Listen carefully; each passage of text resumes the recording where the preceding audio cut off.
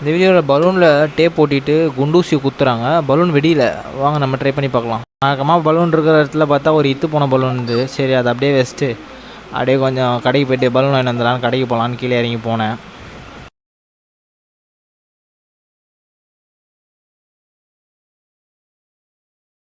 கடைக்கு வந்துட்டு பலூன் இருக்கான்னு கேட்டேன். அதுக்குள்ளே பார்த்தீங்கன்னா ஃபோனு சுவிட்ச் ஆஃப் ஆயிடுச்சு. அப்படியே பலூனை வாங்கி வீட்டுக்கு வந்துட்டு நம்ம எப்போ வைக்கிற இடத்துல வச்சுட்டு அப்படியே டேப் எடுத்துட்டு பலூன் எடுத்து தம் கட்டி ஊதியாச்சு.